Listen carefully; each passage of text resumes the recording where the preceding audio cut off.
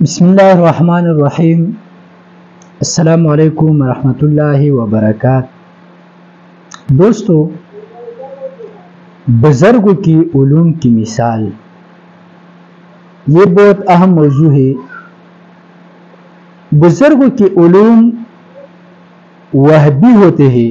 اس کی مثال ایسی ہے کہ مثلا سورج نظر آ رہا ہے، اگر 1000 گھڑیاں متفق ہو اس بات پر کہ اس وقت سورج چھپ گیا، لیکن جو دیکھ رہا ہے کہ اب بھی سورج موجود ہے، وہ کہہ دے گا کہ سب گھڑیاں غلط ہے۔ اگر اس سے دلیل پوچھی جائے گی تو کہہ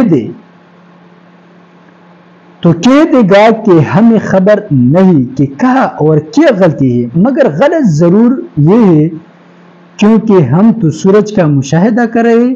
اسی طرح پہ یہ حضرات گو اس پر قادر نہ ہو کہ مقدمات میں تعین کر دے کہ کون سا مقدمہ میں غلطی ہے، مگر اتنا ضرور کر دے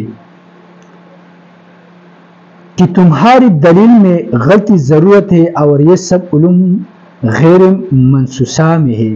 مولانا محمد قاسم صاحب نانوتوی رحمۃ اللہ علیہ فرمایا کرتے تھے کہ جب میں اپنی تسلیم حضرت حاجی امداد اللہ صاحب کو سنا دینا ہو تب مجھے اس کے مضامین پر اطمینان ہوتا ہے، اور فرماتے تھے کہ ہمارے ذہن میں مبادی یعنی مقدمات پہلے آتے ہیں اور نتیجہ ان کے تابع ہوتا ہے، اور ان حضرات کو کے ذہن میں نتائج پہلے آتے ہیں۔ ذوق وہ چیز ہے کہ اصل علم ذوق ہی کا نام ہے۔ جنہیں اللہ نے ذوق دیا ہے وہ سمجھتے ہیں، اور اکثر بزرگان دین کے پاس رہنے سے ذوق نصیب ہوتا ہے۔